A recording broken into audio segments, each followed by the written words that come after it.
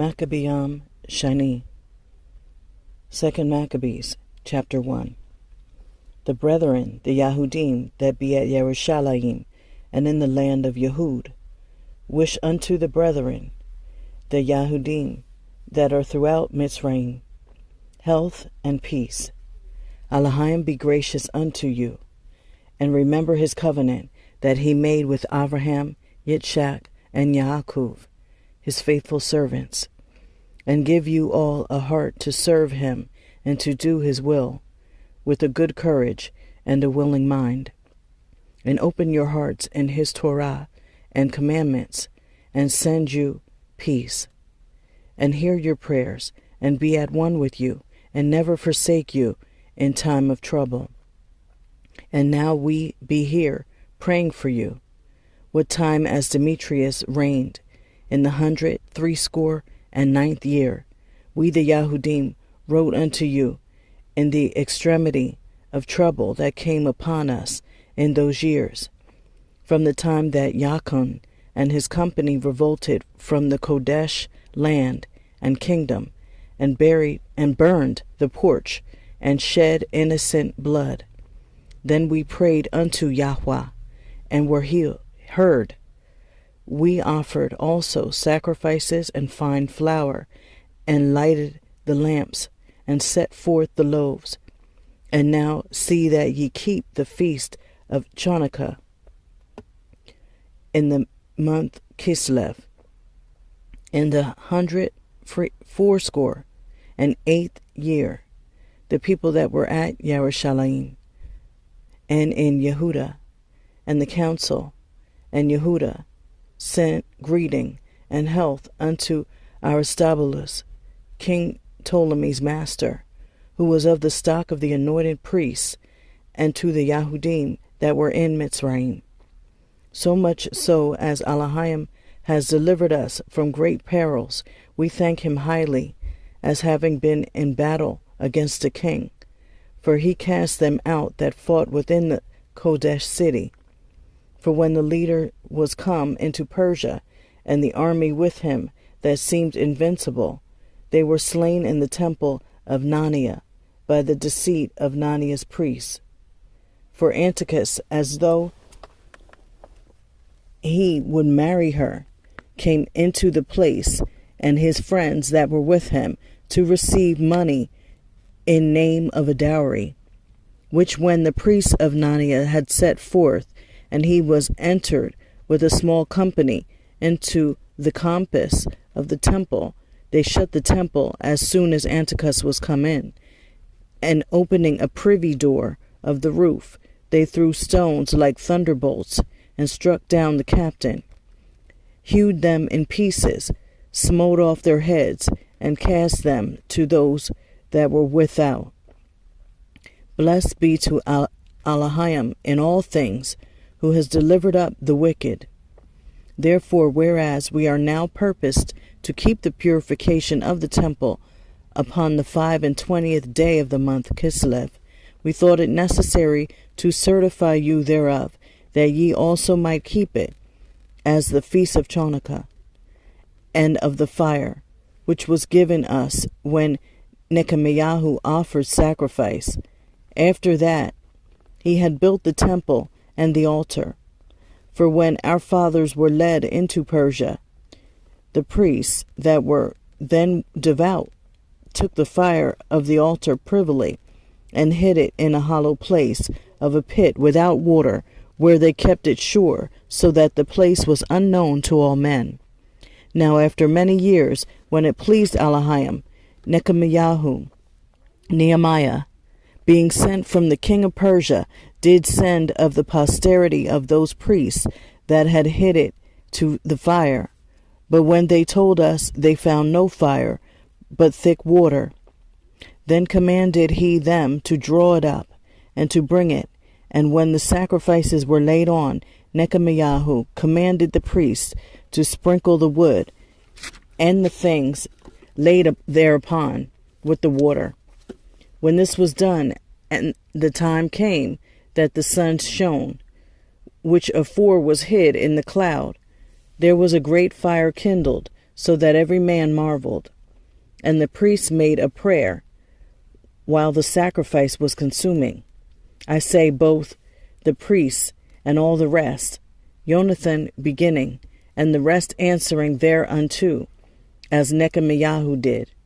And the prayer was after this manner: O Yahweh, Yahweh Elohim, Creator of all things, who is fearful and strong, and righteous and merciful, and the only and gracious King, the only giver of all things, the only just, almighty, and everlasting, you that deliver Yasharal from all trouble, and did choose the fathers, and sanctify them.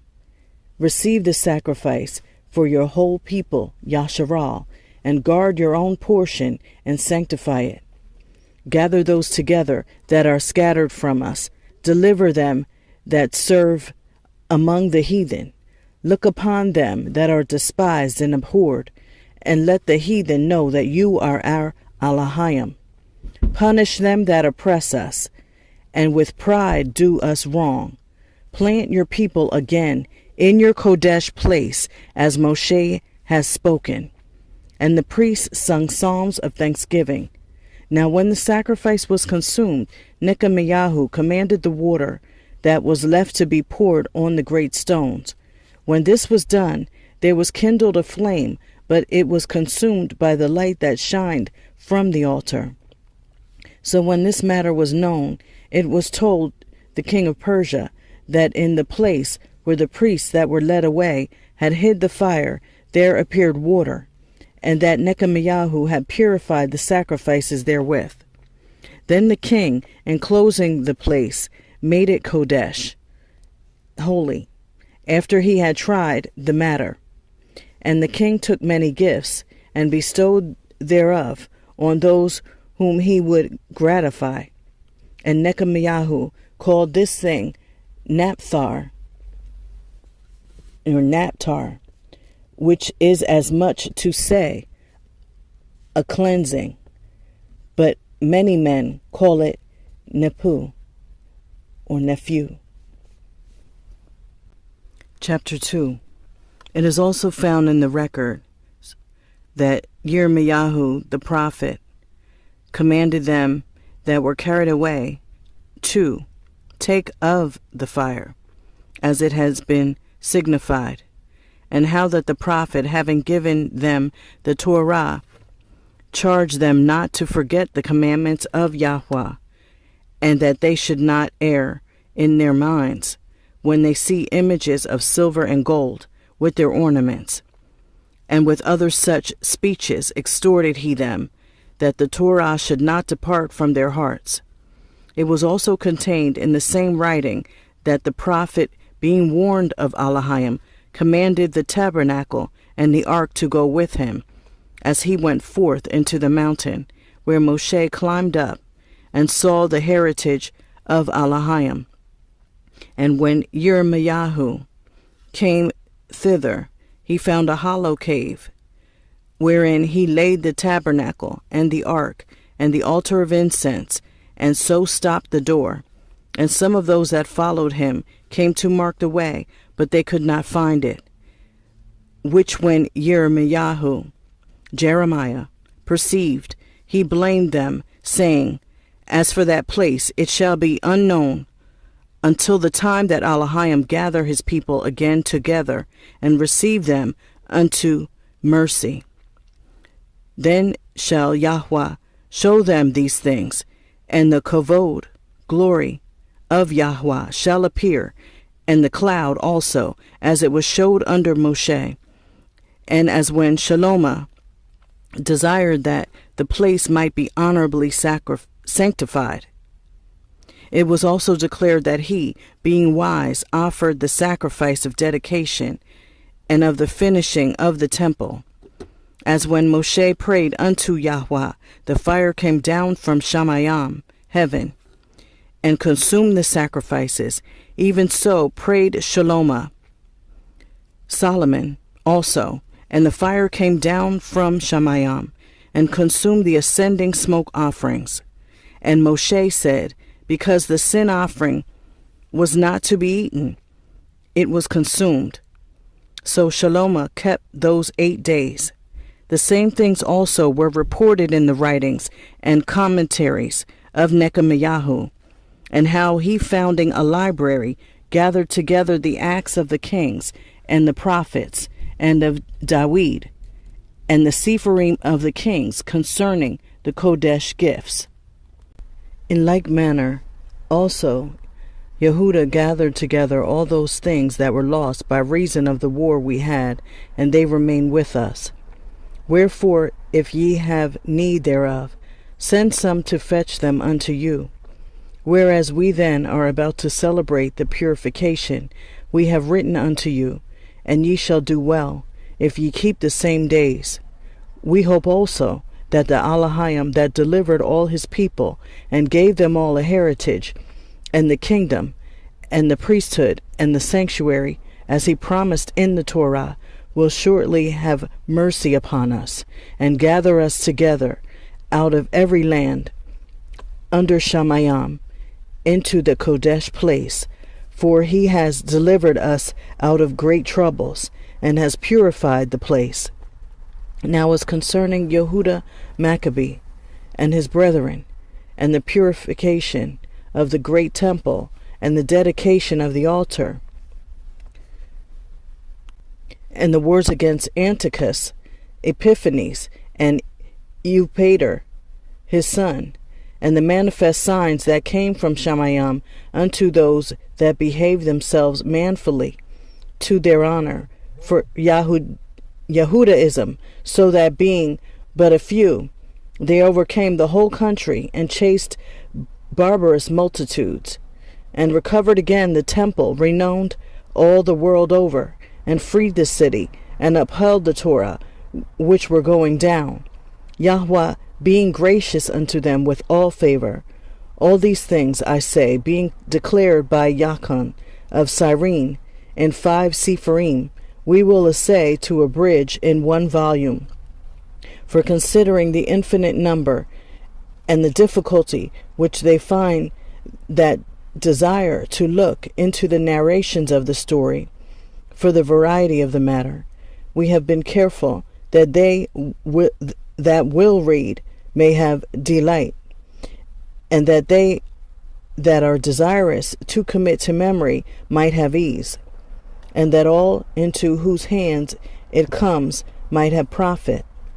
Therefore to us that have taken upon us this painful labor of abridging, it was not easy, but a matter of sweat and watching, even as it is no ease unto him that prepares a banquet and seeks the benefit of others.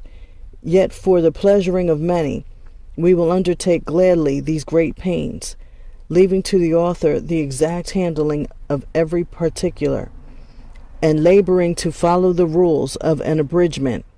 For as the master builder of a new house must take care for the whole building, but he that undertakes to set it out and paint it must seek out fit things for the adorning thereof.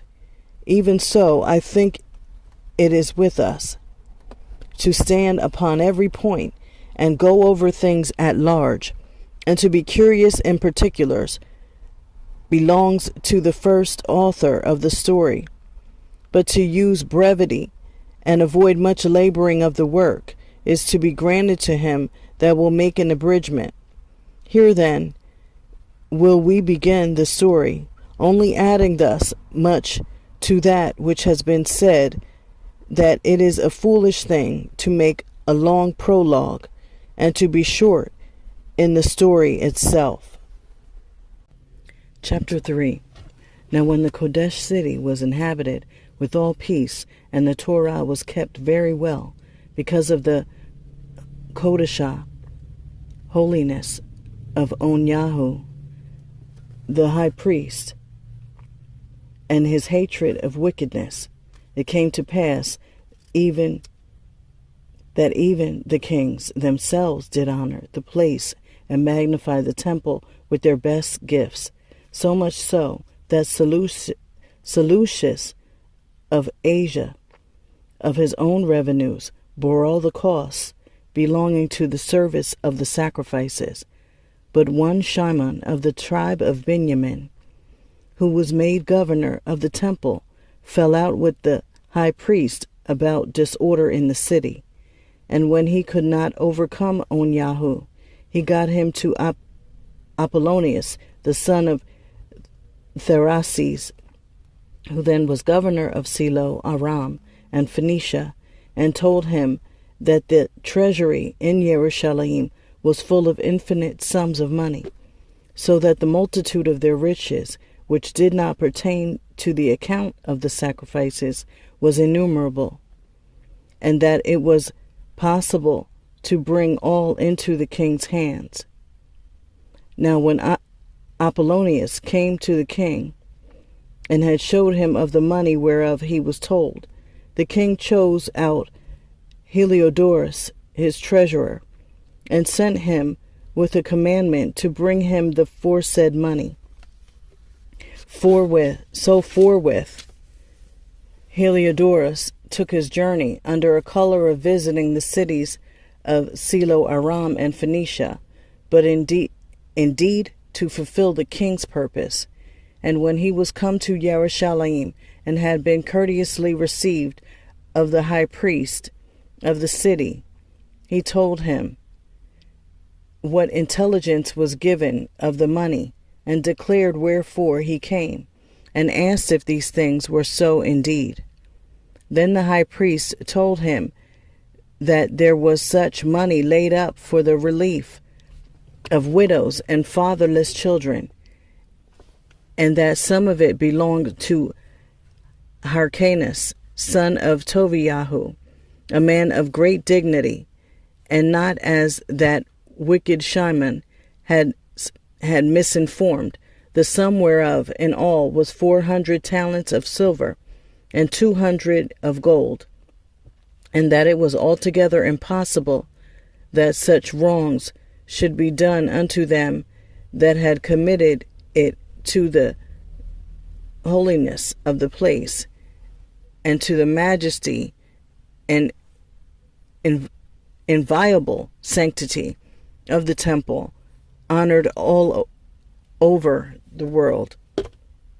But Heliodorus, because of the king's commandment given him, said that in any wise it must be brought into the king's treasury. So at the day which he appointed, he entered in to order this matter. Wherefore there was no small agony throughout the whole city. But the priests, prostrating themselves before the altar in their priest's vestments, called unto Sheniy upon him that made a Torah concerning things given to be kept, that they should safely be preserved for such as had committed them to be kept. Then whoso had looked the high priest in the face, it would have wounded his heart, for his countenance and the changing of his color declared the inward agony of his mind. For the man was so compassed with fear and horror of the body, that it was manifest to them that looked upon him what sorrow he had now in his heart. Others ran flocking out of their houses to the general supplication, because the place was like to come into contempt. And the women, girt with sackcloth under their breasts, abounded in the streets. And the virgins that were kept in ran, some to the gates, and some to the walls, and others looked out of the windows. And all, holding their hands toward Sheniy, made supplication. Then it would have pitied a man to see the falling down of the multitude of all sorts, and the fear of the high priest being in such an agony. Then they called upon Al Shaddai Yahweh to keep the things committed of trust safe and sure for those that had committed them. Nevertheless, Heliodorus executed that which was decreed. Now as he was there present himself with his guard about the treasury, Yahweh Sevaoth of hosts, and the prince of all power, caused a great apparition, so that all presumed to come in with him were astonished at the power of Elohim, and fainted, and were sore afraid. For there appeared unto them a horse with a terrible rider upon him, and adorned with a very fair covering, and he ran fiercely, and smote at Heliodorus with his forefeet, and it seemed that he that sat upon the horse had complete harness of gold. Moreover, the two young men appeared before him, notably in strength, excellent in beauty, and comely in apparel, who stood by him on either side, and scourged him continually, and gave him many sore stripes. And Heliodorus fell suddenly to the ground, and was compassed with great darkness. But they that were with him took him up, and put him into a litter. Thus him that lately came with a great train, and with all his guard, into the said treasury, they carried out, being unable to help himself with his weapons, and manifestly they acknowledged the power of Elohim. For he by the hand of Elohim was cast down, and lay speechless without all hope of life. But they praised Yahweh that had miraculously honored his own place, for the temple, which a little afore was full of fear and trouble, when Al Shaddai, Yahweh, appeared, was filled with joy and gladness. Then straightway certain of Heliodorus' friends prayed on Yahoo that he would call upon Elyon to grant him life,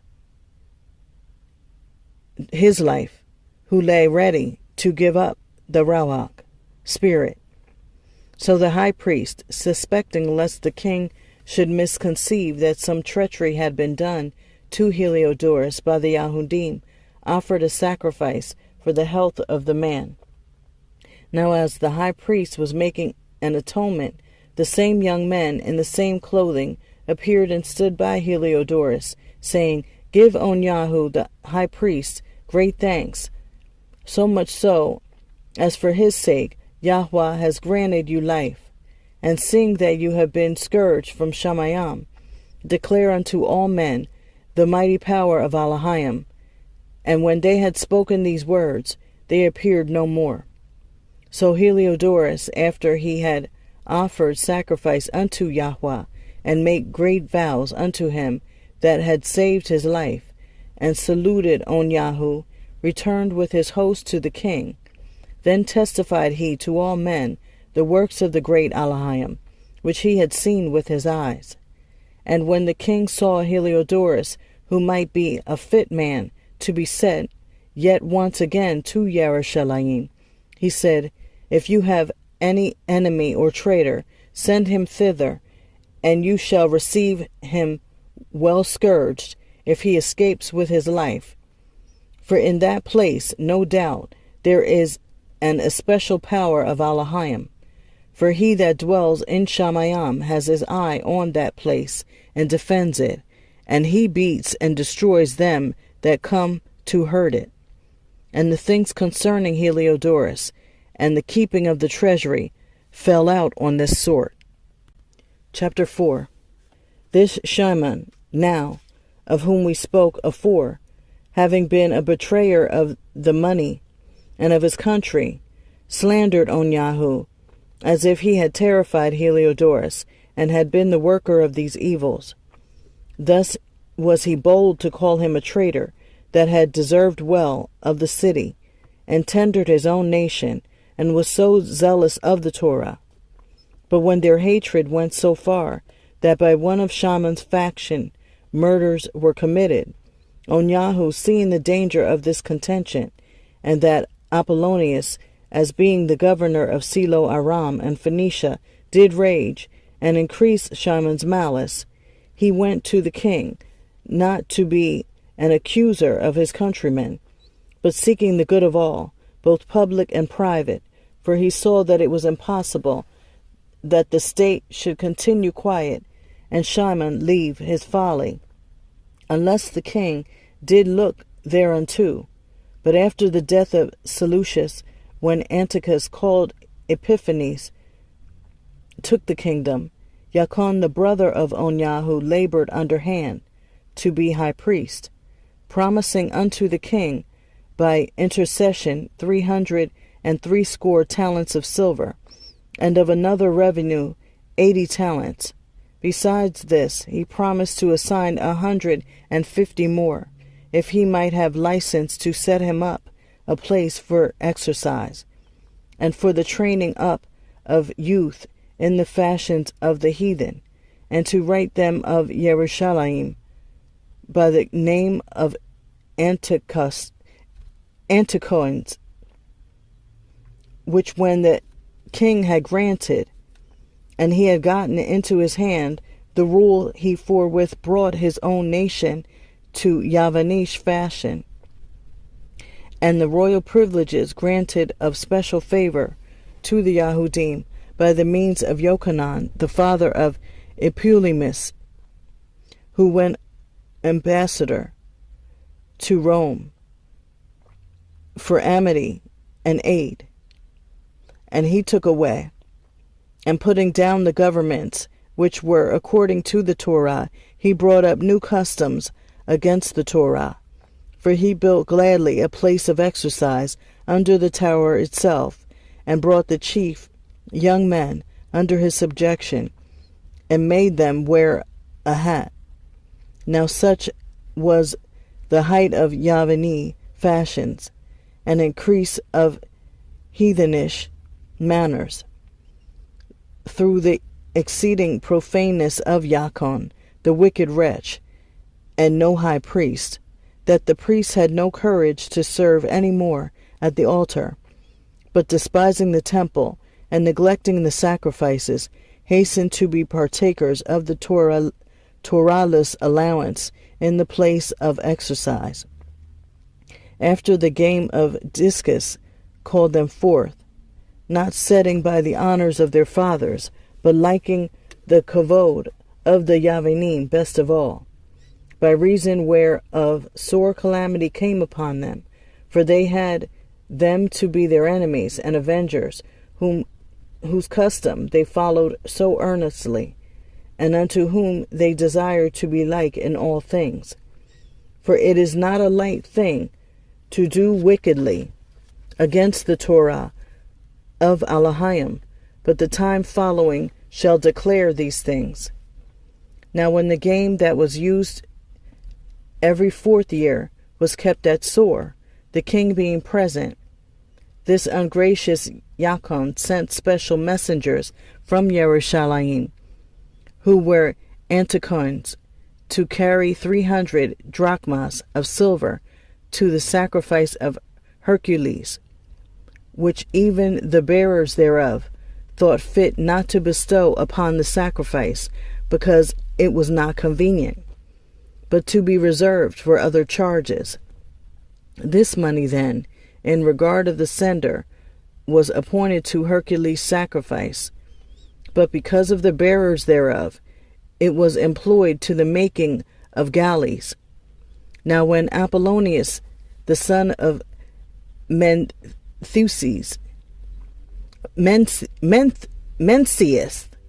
was sent to Mitzrayim for the coronation of King Ptolemy, Philometor, Antiochus, understanding him not to be well affected to his affairs, provided for his own safety, whereupon he came to Yaffo, and from thence to Jerusalem, where he was honorably received of Jachin and of the city, and was brought in with torch alight, and with great shoutings, and so afterward went with his host unto Phoenicia.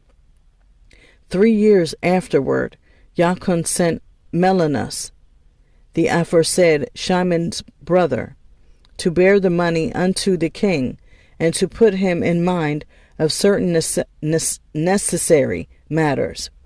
But he, brought to the presence of the king, when he had magnified him for the glorious appearance of his power, got the priesthood to himself, offering more than Jachin by 300 talents of silver. So he came with the king's mandate, bringing nothing worthy of the high priesthood, but having the fury of a cruel tyrant and the rage of a savage beast. Then Jachin, who had undermined his own brother, being undermined by another, was compelled to flee into the country of the Ammonim. So Menelaus got the principality. But as for the money that he had promised unto the king, he took no good order for it, albeit Sostratus, the ruler of the castle, required it. For unto him appertained the gathering of the customs, wherefore they were both called before the king. Now Menelaus left his brother Lysimachus in his stead in the priesthood, and Sostratus left Crates, who was governor of the Cyprians. While those things were in doing, they of Tarsus and Malos made insurrection, because they were given to the king's concubine, called Antiochus. Then came the king in all haste to appease matters, leaving Andronicus, a man in authority, for his deputy. Now Menelaus, supposing that he had gotten a convenient time, stole certain vessels of gold out of the temple, and gave some of them to Andronicus, and some he sold into Sor and the cities round about, which when Onyahu knew of a surety, he reproved him, and withdrew himself into a sanctuary at Daphne, that lies by Antioch. Wherefore Menelaus, taking Andronicus apart, prayed him to get Onyahu into his hands, who being persuaded thereunto, and coming to Onyahu in deceit, gave him his right hand with oaths. And though he were suspected by him, yet persuaded he him to come forth of the sanctuary, whom forthwith he shut up, without regard of justice. For the which cause not only the Yahudim, but many also of other nations, took great indignation, and were much grieved for the unjust murder of the man. And when the king was come again from the places about Sicilia, the Yahudim that were in the city, and certain of the Yavinim that abhorred the fact also, complained because Onyahu was slain without cause. Therefore Antiochus was heartily sorry, and moved to pity, and wept, because of the sober and modest behavior of him that was dead. And being kindled with anger, forthwith he took away Andronicus his purple, and rent off his clothes, and leading him through the whole city unto that very place where he had committed impiety against Onyahu, there slew he the cursed murderer. Thus Yahweh rewarded him his punishment as he had deserved. Now when many sacrileges had been committed in the city by Lysimachus, with the consent of Menelaus, and the fruit thereof was spread about, the multitude gathered themselves together against Lysimachus, many vessels of gold being already carried away. Whereupon the common people, rising and being filled with rage, Lysimachus armed about 3,000 men, and began first to offer violence, one Aranus being the leader, a man far gone in years, and no less in folly. They then, seeing the attempt of Lysimachus, some of them caught stones, some clubs, others taking handfuls of dust that was next at hand, cast them all together upon Lysimachus, and those that sat upon them. Thus many of them they wounded, and some they struck to the ground, and all of them they forced to flee. But as for the temple robber himself, him they killed beside the treasury. Of these matters, therefore, there was an accusation laid against Menelaus. Now when the king came to Sor, 3 men that were sent from the Senate pleaded the cause before him.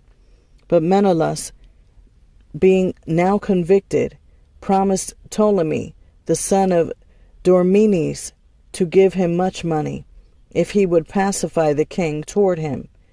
Whereupon Ptolemy, taking the king aside into a certain gallery, as it were, to take the air, brought him to be of another mind, so much so that he discharged Menelaus from the accusations, who notwithstanding was cause of all the mischief, and those poor men, who if they had told their cause, yea, before the Scythians, should have been judged innocent, them he condemned to death.